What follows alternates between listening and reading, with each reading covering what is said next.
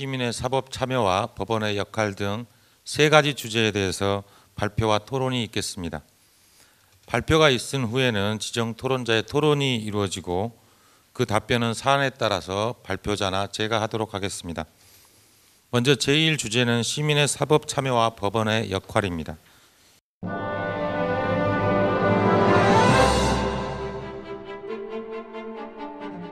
재판이라는 것은 매우 복잡, 다양한 가치관과 이해관계 대립 속에 발생한 분쟁에 대한 법적 판단입니다.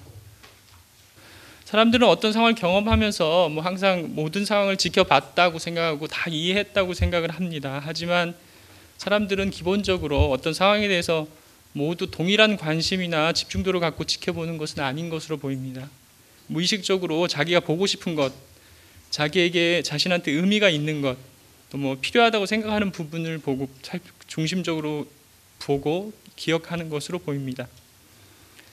그래서 자기가 분명히 인식하고 기억하고 있다는 상황, 인식하고 있다고 여기는 상황 중에서도 실제 인식한 부분도 물론 있겠지만 그 외에 자기 이해관계나 가치관에 의해서 너무 당연한 것으로 단정 추정하는 사실 상황도 또 포함되어 있습니다.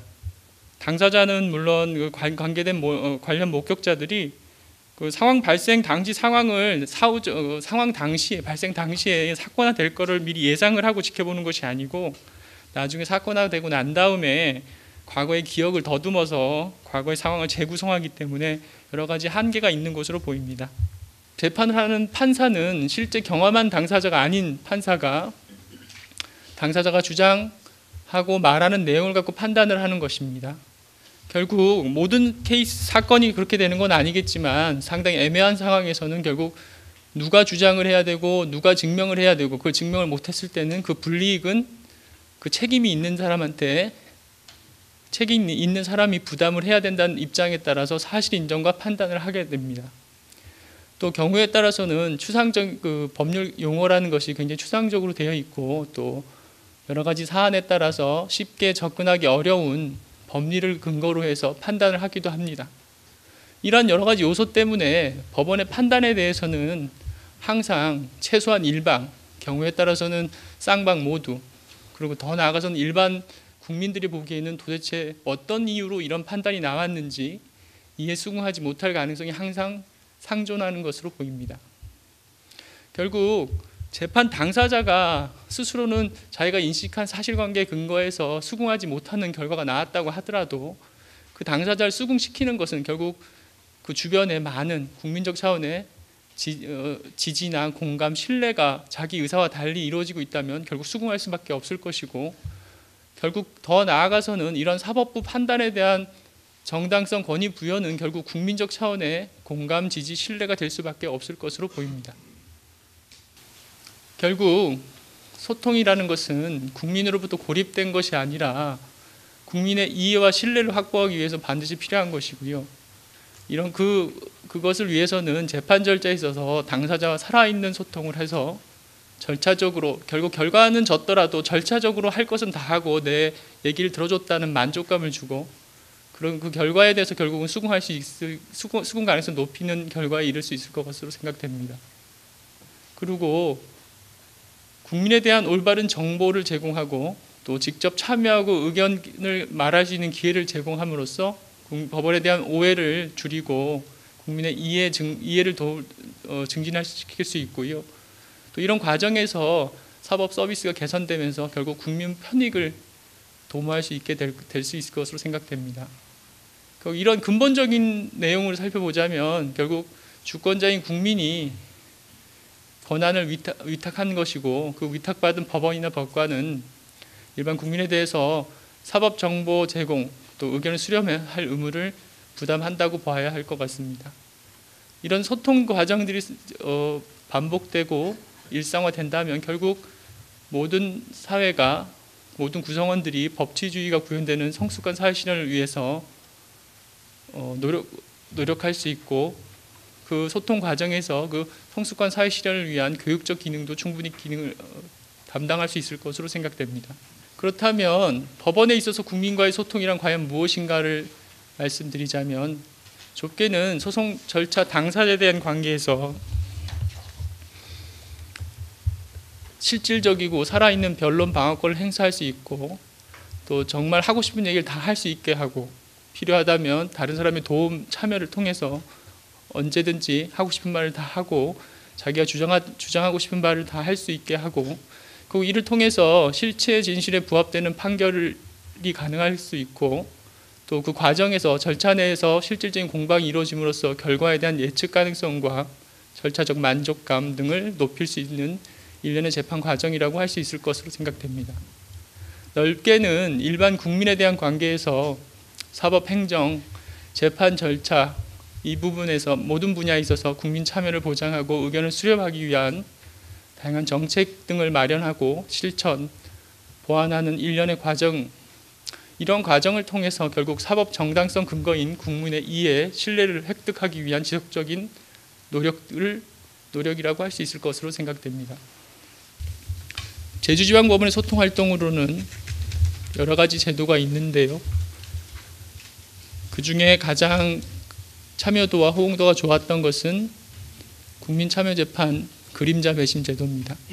국민참여재판에 진정한 배심원으로 실제 참여하는, 공식적으로 참여하는 것은 아니지만 비공식적인 배심원으로서 재판 과정을 살펴보고 그 과정에서 본 실제 모의 판결을 통해서 자신의 의견을 전달하고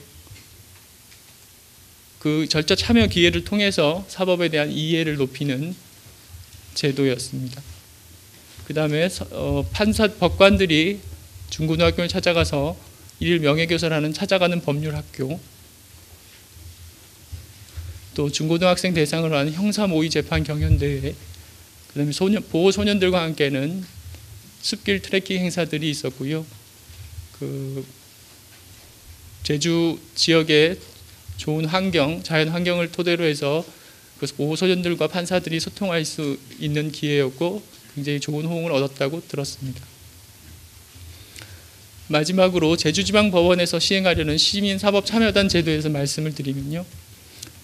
각계 시민의 사법참여 일환으로 법원이 시행하려고 하는 제도 등에 대해서 의견을 수렴하고 재판 제도를 개선하고 사법행정을 반영하려는 시도입니다.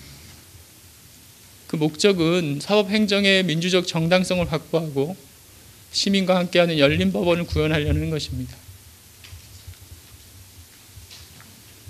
기본적인 조직으로는 내부 회의기구로서 시민사법참여위원회가 있고요. 실행단으로서 시민사법참여추진단을 두고 있습니다. 시민사법참여위원회의 역할은 시민사법참여단 내 회의 의결기구로서 역할을 하고 있고요. 간담회나 워크숍을 통해서 의결 논의사항을 법원에 건의하고 사법행정에 반영될 수 있도록 하고 그런 과정에서 실질적 이해를 통해서 사법을 대외적으로 홍보하는 대사 역할도 할 수 있을 것으로 보입니다. 또한 사법 참여를 실질적으로 주도하고 각종 소통 프로그램에 직접 관여하고 진행하는 역할을 할 수 있을 것으로 생각됩니다. 시민사법참여단 위원회의 구성은 외부 위원장 1인과 내부 위원, 부위원장 1인 한 30에서 32명 정도 되는 위원으로 구성하려고 하고 있습니다. 내부 위원은 수석부장 판사를 포함한 법원 구성원들과 외부 위원으로는 공개기관, 공공기관, 학계, 언론계, 시민단체 등의 추천을 통해서 심사 선정을 하려고 하고 있습니다. 또한 위원회 내부에 사업별 분과위원회를 둬서 또 분야별로 더 실질적인 사법 참여가 가능하도록 조직화하고 있습니다. 시민사법참여추진단은 각종 기존에 있었던 참여 활동을 좀 더 상시적 조직으로서 늘 그 추진단의 구성원으로서 상시적인 그 협력자로서 참여할 수 있는 시도를 할 수 있도록 제도적으로 지원하려고 하는 제도입니다. 시민사법참여단은 지금 현재 구성을 준비 중에 있고요. 선정 과정을 진행하고 있고 5월 중에 시민사법참여단의 위촉식과 출범식이 예정되어 있습니다.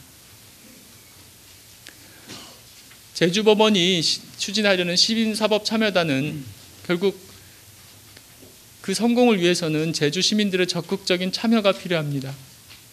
그걸 통해서 결국은 사법 관심도와 이해도를 높이고 시민들의 권익을 향상하고 결국 신뢰받는 제주 법원을 만들어가는 것입니다. 더 나아가서는 모두가 살기 좋은 행복한 제주를 만들기 위한 노력으로 도와주시면 감사하겠습니다. 이러한 제도의 필수적 전제 조건은 시민들의 적극적이고 애정 어린 참여와 관심입니다. 제주법원의 구성원들 모두는 시민들의 참여와 관심을 얻을 수 있도록 항상 열린 마음과 낮은 자세로 다가가고 그 목소리에 귀 기울이는 노력을 게을리하지 않겠습니다.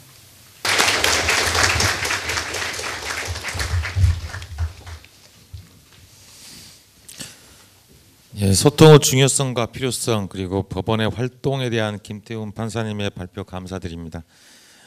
다음으로 박상범 검사님께 지정 토론을 부탁드리겠습니다. 예, 박상범 검사입니다. 근래 시대적 화두가 되고 있죠. 소통이라는 것을 주제로 해서 이와 관련된 소송 절차 내외적 제도하고 향후 법원의 관련 정책 추진의 세부 방향 등을 설명해 주신 의미 있는 주제 발표 잘 들었습니다. 먼저 제주지법에서 추진하고 있는 시민사법 참여단 제도의 구성 조직에 관한 것인데요.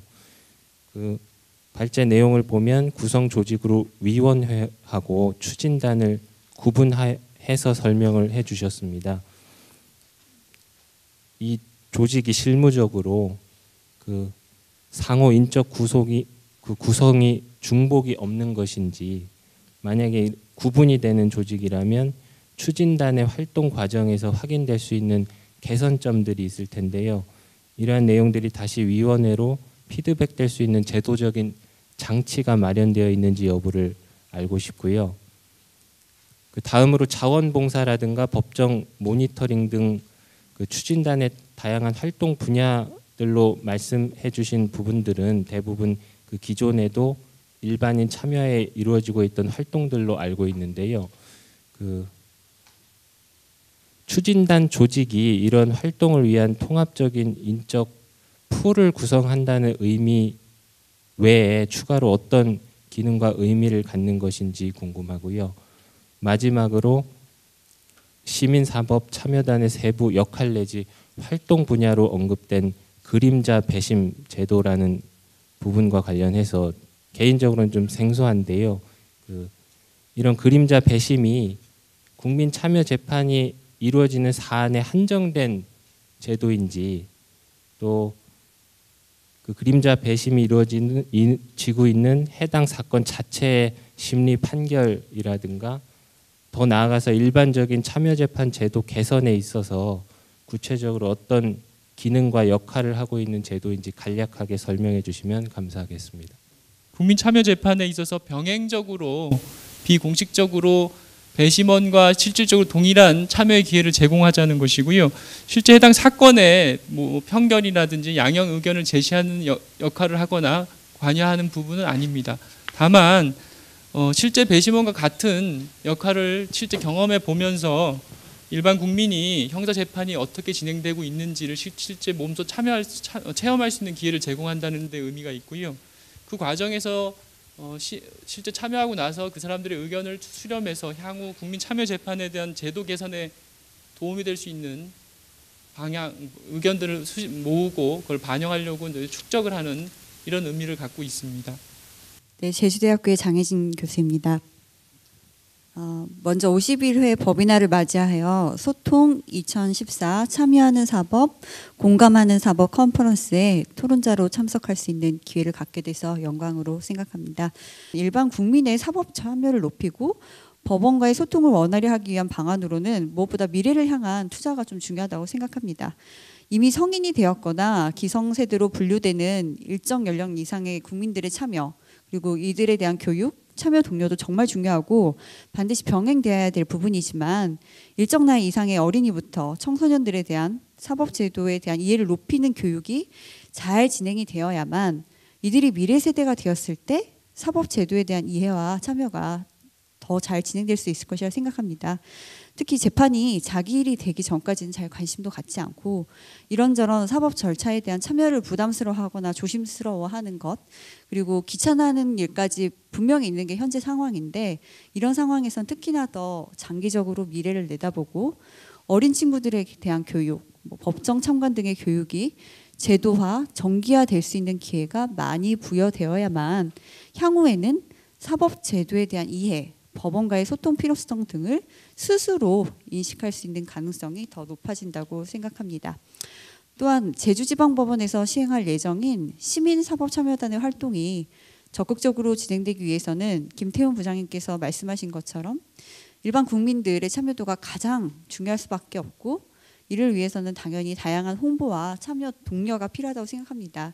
그런데 제주도는 지역 특성상 한 다리 건너면 다 아는 사람이라는 생각을 하고 있고, 이러한 이유로 굳이 남의 일, 결국은 한 다리 건너면 다 아는 사람 일이니까 결국 아는 사람 일이 될 텐데, 그런 일에 간섭하기 싫다는 사고방식이 강하다고들 이야기합니다. 그래서 더더욱 사법행정이나 시민 참여, 사법 참여에 대한 이해나 필요성이 낮을 수 있다고 생각합니다. 이러한 특수성 때문인지 국민참여 재판도 형사 절차에서 많이 이용되지 않는다고 들었습니다. 이러한 현실적인, 특히 제주도의 문제점들을 미리 잘 검토해서 제주지방법원에서 진행하고 있고 진행하려는 많은 제도들, 특히 적극적으로 추진 예정인 시민사법참여단의 활동이 잘 뿌리 내릴 수 있으면 좋겠습니다. 이상입니다.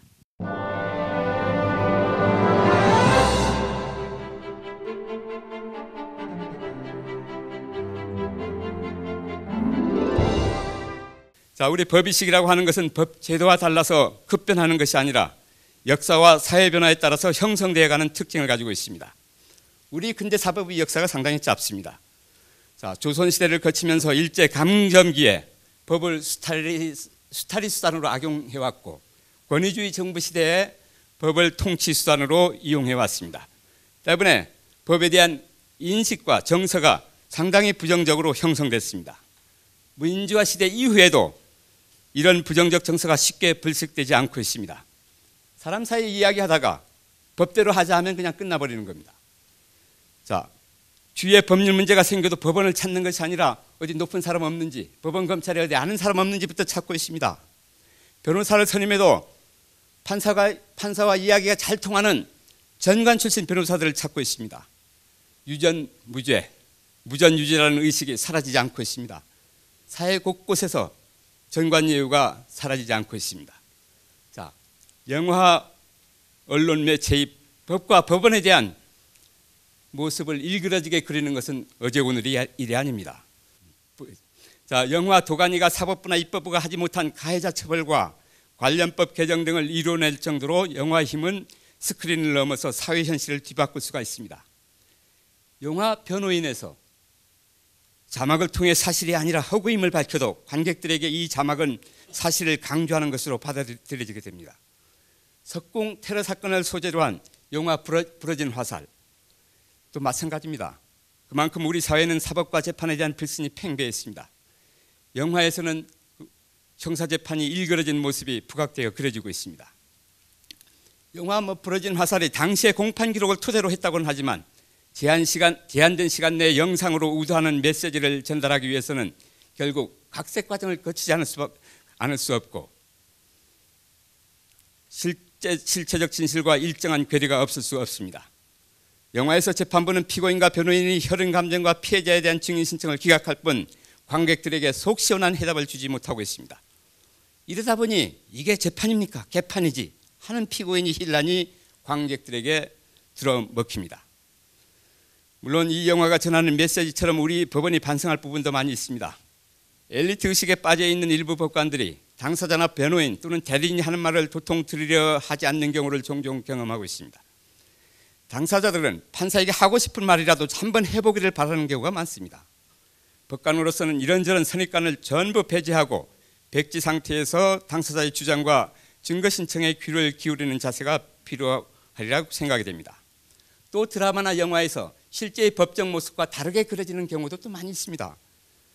자, 우리 실제 법정에서는 법봉을 사용하지 않는데 영화나 드라마 이런 데서는 전부 법봉을 두드리고 있습니다.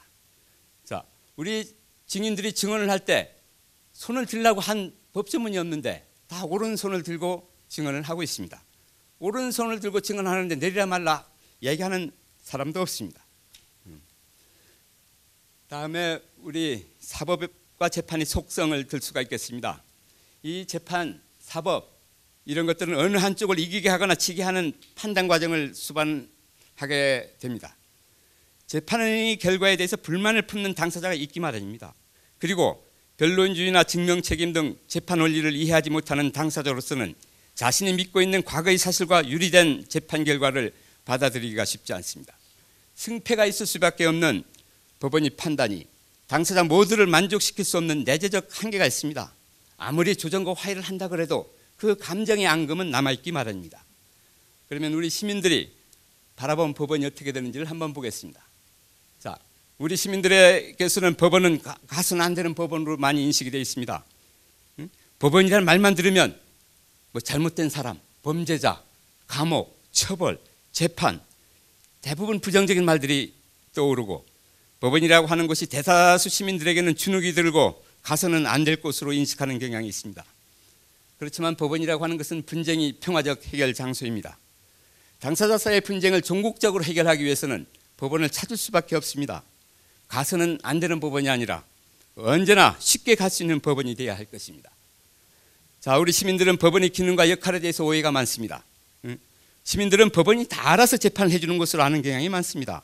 소장만 내면, 답변서만 내면 법원에서 어련히 다 알아서 자기에게 유리한 재판을 해줄 것으로 아는 시민들이 많습니다. 그렇지만 법원은 중립적인 심판기관입니다. 법원이 알아서 재판을 해주는 것이 결코 아닙니다. 민사소송에서 사실과 증거의 수집, 제출 책임은 당사자에게 있습니다. 법원이 당사자의 이해관계가 첨예하고 대립하는 사건의 속성상 어느 일반 당사자에게 편파적으로 사건을 진행하는 경우 재판이 공정성 상실로 재판이 신뢰를 잃게 될 것입니다. 하나의 우화를 들어보겠습니다. 자, 이 원고는 어디 시골 노인입니다. 우리 제주도 예를 들겠습니다. 저기 대정 모슬포 하모리에서 마늘 농사를 짓는 어떤 촌노가 아들 학자금을 갖고 500만 원을 갖고 제주시에 올라왔습니다. 밤늦은 시간이라 피고가 경영하는 여관에 들었습니다. 500만 원을 맡기면서 나 내일 찾아갈 테니 잘 맡아달라고 했습니다. 하룻밤 자고 난 후에 원고가 할아버지가 피고에게 어제 맡긴 돈을 달라 그랬더니 피고가 주지 않습니다. 모른다는 거였습니다. 받지 않았다는 거였습니다. 그래서 원고가 피고를 상대로 제주지방법원에 보관금 반환 청구 소송을 제기했습니다. 자, 뭐 소액 사건입니다. 자, 법관이 원고에게 묻습니다. 어떻게 오셨습니까? 돈 맡긴 거 찾아야 되겠습니다. 피고 맡았으면 돌려줘야 될 거 아닙니까? 저는 돈 맡은 사실이 없습니다. 그러면 판사는 다시 원고에게 원고 어떻게 된 겁니까? 맡은 사실이 없대잖아요. 혹시 돈 맡길 때 보관증을 하나 써받았습니까? 그런 사실 없습니다. 아니 그러면 그때 돈 맡길 때 본 누구 증인이라도 한번 대보세요. 입증을 하세요. 입증만 알 수가 없습니다. 저는 맡긴 게 틀림이 없지 보관증도 쓴 사실도 없고 증인도 없지만 돈 맡긴 것은 틀림이 없습니다. 판사는 이렇게 판단을 내릴 수밖에 없습니다. 피고가 원고에게 돈 500만 원을 맡겼다고 주장하나 이를 인정할 증거가 전혀 없으므로 원고의 청구를 기각한다. 원고는 허탈하고 피고는 득이양양합니다. 다시 원고는 저 모슬포로 돌아갔습니다.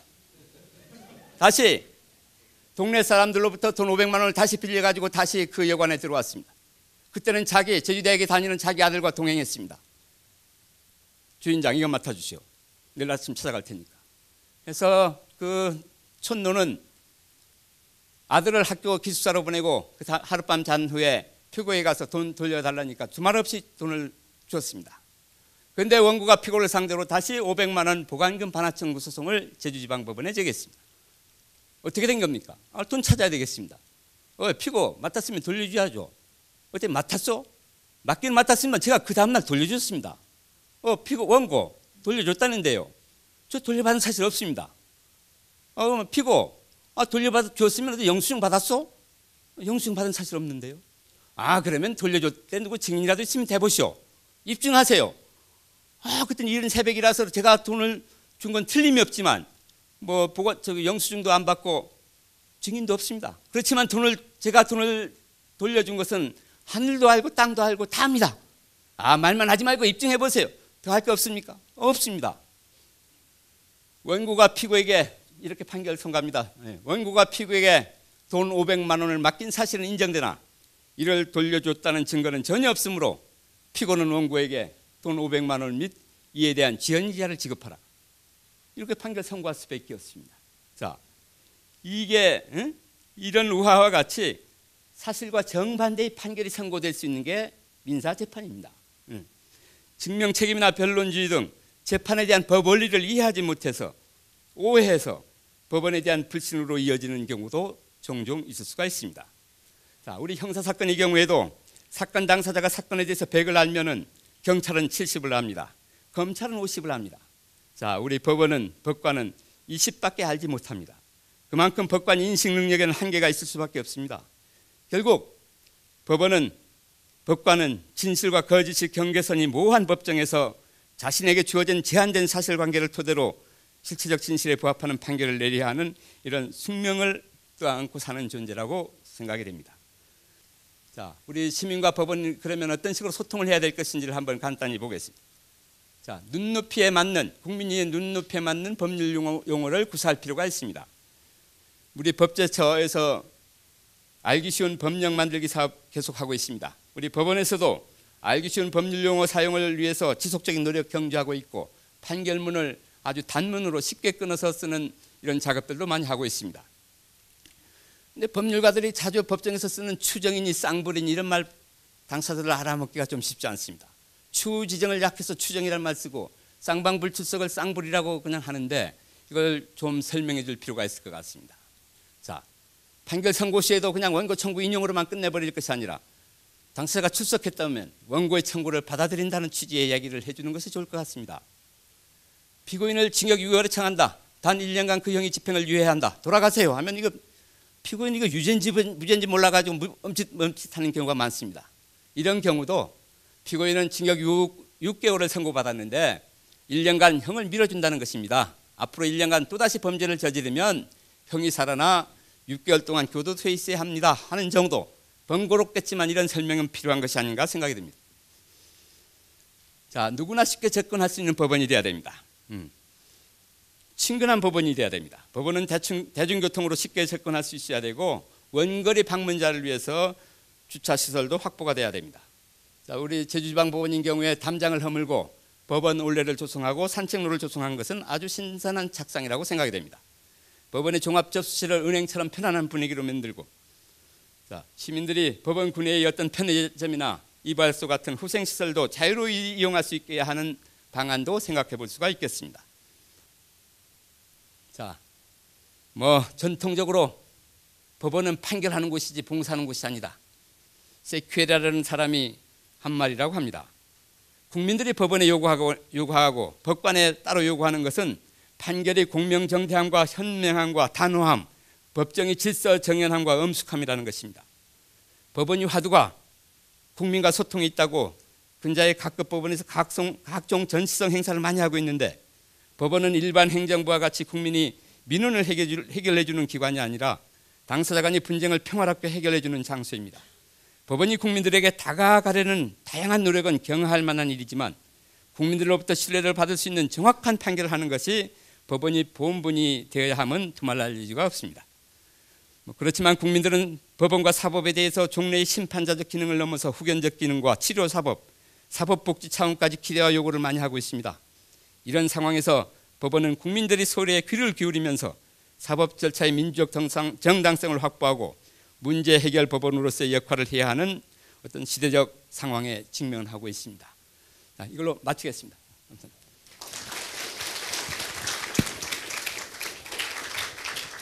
법원이 언론 및 여론의 영향력을 어느 선에서 수용하고 반응을 하여야 하는지, 나아가서 법원이 대외적으로 일반 국민의 신뢰를 얻기 위해 어떤 소극적인 해명에서 벗어나 영화, 드라마 등 멀티미디어와 관련한 제작 환경이나 언론에 대하여도 적극적인 자세로 홍보하는 등의 자세가 필요하거나 바람직할 것인지, 그리고 앞서 일 주제에서 발표한 바와 같이 법원은 인식 개선을 위해 언론계, 문화예술계 인사들을 포함한 시민사법참여단 구성 등의 노력을 기울이고 있는데 달리 또 언론 등에서 그 법원이 오도되는 부분을 시정해 나가기 위해 법원이 어떠한 노력을 기울일 수 있을지에 대한 고견을 구합니다.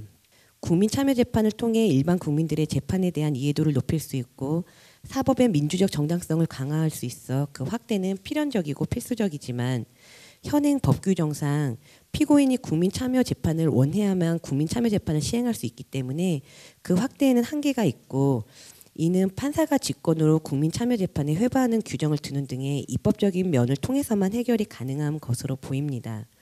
결국 현행법 규정에 따르는 상황에서 피고인이나 피해자의 위와 같은 우려를 불식할 수 있는 방법을 모색하는 것이 필요한데 이와 같은 우려를 해소하면서 법원이 국민참여재판을 활성화할 수 있는 방안 및 개선점이 있다면 그에 대한 조언을 구하고 싶습니다. 표현의 자유와 관련해서 법정이 어떤 일그러진 모습을 그린 영화에서 묘사된 장면을 가지고 무슨 법관이 무슨 가처분 신청이나 손해배상 청구 등 법적 대응을 하기는 쉽지 않고 실제로 그런 사례는 없는 걸로 알고 있습니다.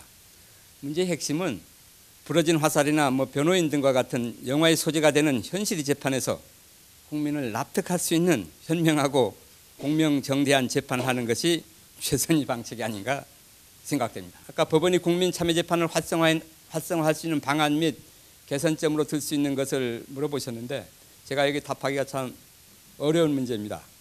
지난해의 경우 우리 제주지방법원의 경우 15건의 참여재판 신청이 있었지만 1건은 배제 결정 있었고 나머지 13건은 전부 철회한 걸로 알고 있습니다. 이와 같은 경향은 토론자 의견처럼 그리고 제주도의 어떤 특수한 문화가 영향을 미쳤다는 분석도 있습니다만 사실상 국민참여재판이 국민들이 외면을 받는 참여재판이 되고 있는 것은 제주만이 특수한 사정이 아닙니다. 이 국민참여재판이 외면받는 이유는 높은 양형에 대한 피고인들의 부담감과 장시간 하루 만에 재판을 끝내는 것에 대한 배심원 등의 피로감 등 여러 가지가 있을 것입니다. 그리고 국민참여재판은 주로 상당수 부분이 국선 변호인이 선임돼서 이루어지고 있고 사선 변호인은 국민참여재판을 꺼리는 경향이 많은 것도 문제입니다. 그리고 참여재판 신청의사를 처리하는 경우에도 어쨌든 구체적인 경위를 잘 들어보고 오해에 기인한 것이 아닌지 확인할 필요가 있겠습니다. 이 정도로 답변하겠습니다. 그 현행 법적 제도적 구분들은 평등한 가족관계 및 양성평등적 가족 제도를 지향하는 방향으로 논의가 이루어지길 기대해 봅니다.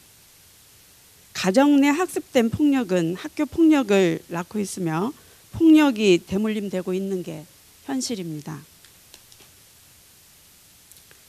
이러한 내용들을 뒷받침한 통계 자료들을 살펴보면 검찰이 2009년 가정폭력 사건 처리 내역을 보면 불기소 처분이 50%고요. 가정보호 사건 송치가 38%에 달하며 기소는 10%밖에 안 된다는 보고가 있습니다. 또 법원에 송치된 가정폭력 사건이 불처분 비율도 30%여서 경찰과 검찰, 법원을 거치면서 대부분 아주 가벼운 처벌을 받거나 아무런 조치도 받지 않는다고 여러 언론과 연구 자료들이 지적하고 있습니다. 이와 아울러서 가정폭력 범죄 처벌 특례법이 지금 시행된 지 15년을 맞이하고 있습니다. 여기에 대해서 문제점과 한계에 대해서 개정이 요구됩니다. 특례법 개정 방향으로 피해자 인권보호와 적절한 형별권 실현, 그리고 초기 단계 개입 조치에 대한 강화, 피해자 보호명령제 도입, 상담조건부 기소유예제 폐지, 보호사건 처리 기준 구체화 등에 대한 논의가 필요하다고 봅니다.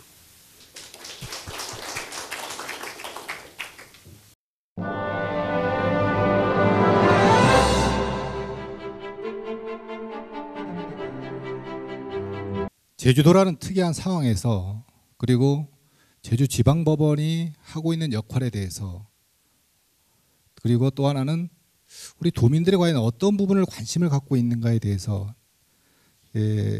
아시다시피 본인이 이해 당사자가 아닌 경우에는 사실상 관심이 없습니다. 다 아시겠지만 근데 제주도라는 입장에서 봤을 때 어떤 부분에 대해서 우리 지방법원이 제주법원이 관심을 좀 가져야 될 것인가. 물론 우리 판사 여러분들이 법을 주는 목적에는 여러 가지가 있을 수가 있겠습니다.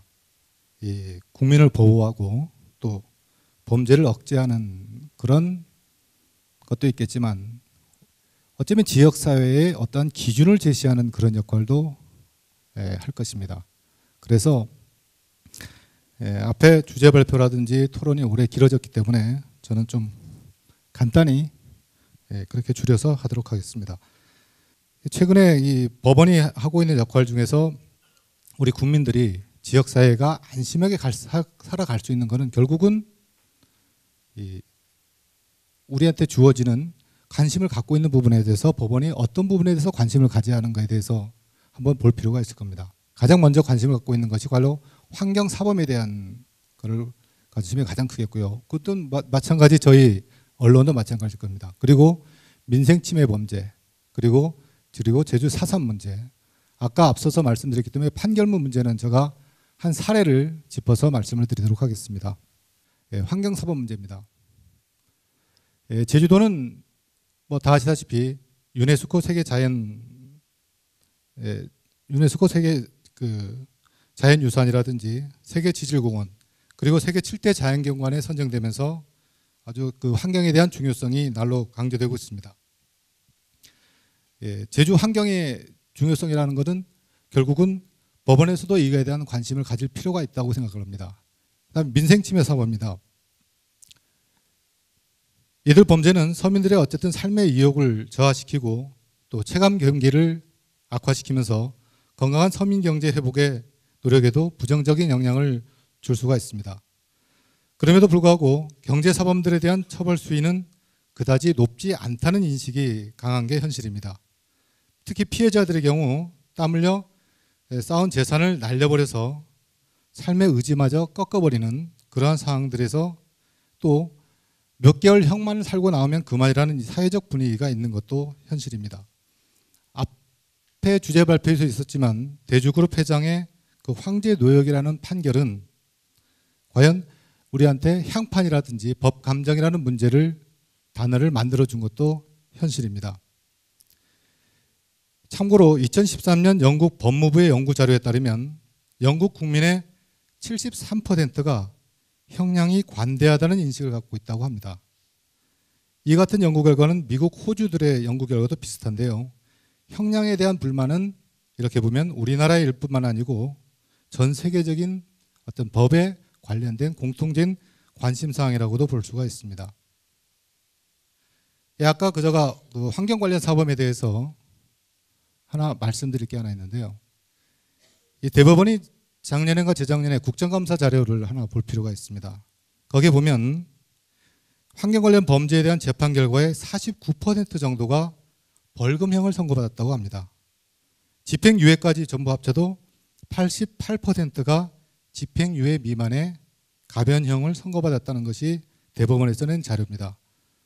이런 것들은 결국 환경범죄를 가볍게 생각하는 그런 인식을 심어줄 필요가 있습니다. 따라서 제주 지역 같은 경우는 우리 법원에서도 환경사범에 대해서는 좀 더 깊은 관심을 가질 필요가 있지 않은가 생각을 합니다. 아까 마찬가지로 민생침해 범죄에 대해서는 왜 국민들이 법 감정이라는 단어에 더욱 친숙해졌는지에 대해서도 생각해 볼 필요가 있습니다. 다음으로 우리 제주도민사의 가장 큰 관심사인 제주 4.3 문제입니다. 4.3의 해결은 지금까지 4.3이 법정 기념일로 지정된 것은 다 아실 겁니다. 또 이와 관련해서 왜곡된 역사 바로 세우기와 진상조사 사업 그리고 4.3 희생자 선정 등은 아직도 해결해야 될 과제로 남아있는 게 또 현실입니다.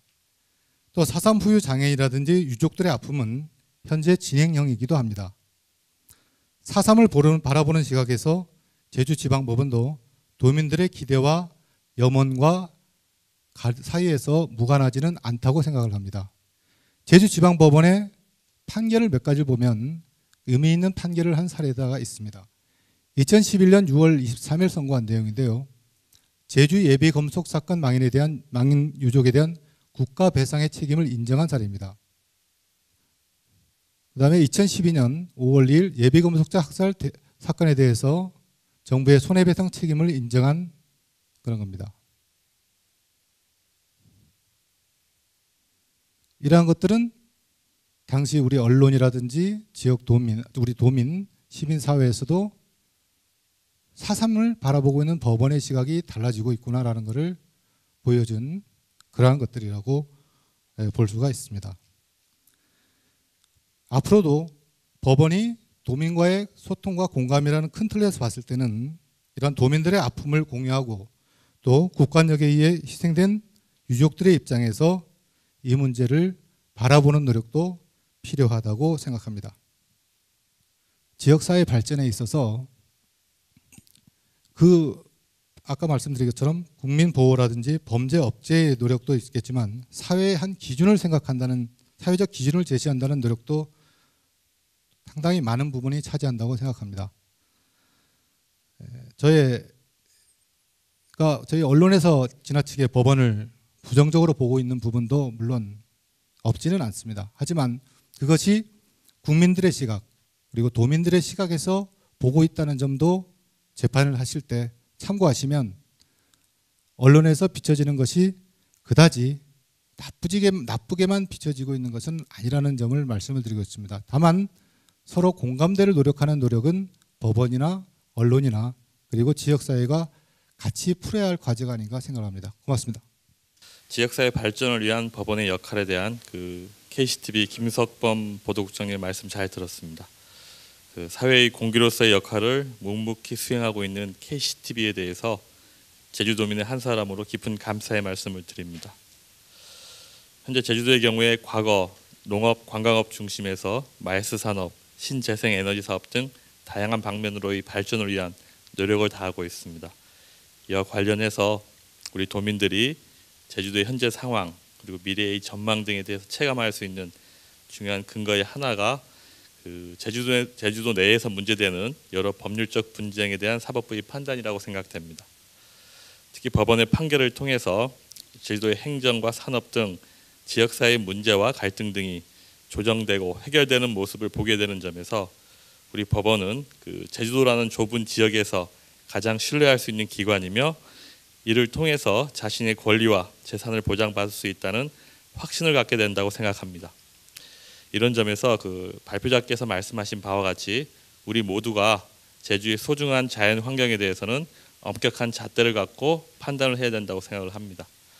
보전과 개발이 서로 입장을 달리하고 있는 상황에서 자연 환경에 대한 무분별한 파괴를 막을 수 있는 최후의 보루가 바로 법원이기 때문에 비단 제주도만이 아니라 우리나라 전체의 소중한 자원이라 할 수 있는 아름다운 제주도의 자연 환경을 보호하는 데 있어서 더욱 엄격하고도 공정한 판단을 해주시기 바랍니다.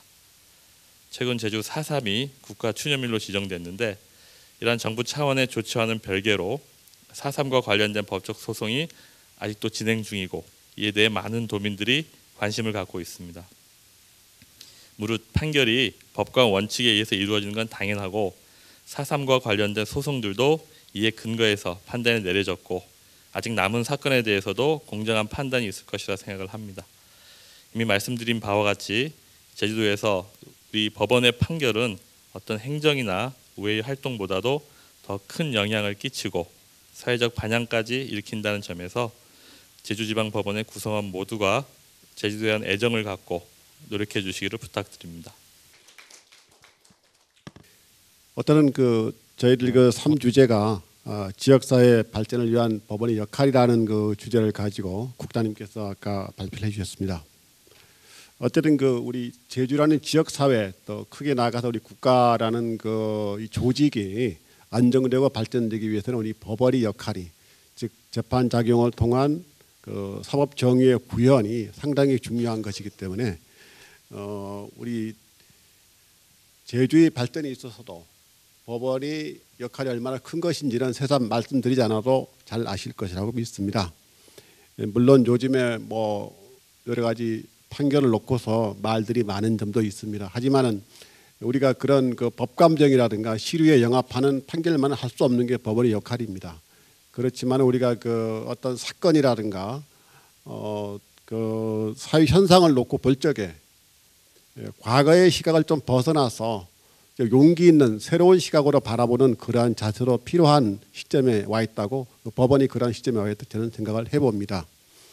그리고 아까 주재 발표자에서 말씀하신 것 중에 그 범죄 피해자 그 엄벌에 관한 문제는 충분히 납득이 갑니다. 하지만은 좀 신축성 있는 것도 필요하다고 보고요. 또 그 피해자의 그 구제 문제가 상당히 중요하다고 생각합니다. 우리가 피해자들이 그 받는 고통에 대해서는 뭐 여러 가지 제도가 많이 있습니다. 우리가 그러한 제도를 법원이 좀 더 유연성 있는 어떤 절차 운영을 통해서 구현함으로써 좀 더 그 시민들에게 다가가는 법원이 됐으면 하는 그런 바람을 해봅니다. 사회 현상 변화를 고려해서 공감할 수 있는 재판을 해달라는 법무사님의 조언 마음 깊이 간직하겠습니다. 그리고 약식명령 제도에서 배상명령도 제도도 도입할 필요가 있지 않느냐. 그다음 외국인 법률 상담 문제 등도 적극적으로 검토해야 되지 않느냐. 그 제안도 적극적으로 검토해 보겠습니다. 그리고 환경 문제와 관련해서 제주도가 세계 자연유산으로 등재되었기에 환경 문제가 다른 곳하고는 달리 볼 필요는 있는 것 같습니다. 그 부분에서도 공감이 되는 것 같습니다. 앞으로 이러한 어떤 시민들의 의견은 앞으로 구성될 참여단의 시민사법참여위원회가 만약 이런 제안을 이제 상설기구가 되어 법원에 하게 될 것입니다.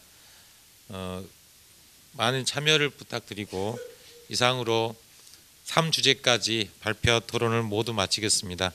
수고해 주신 우리 김석범 보도국장님, 고영곤 변호사님, 문봉삼 법무사님께 박수 부탁드리겠습니다.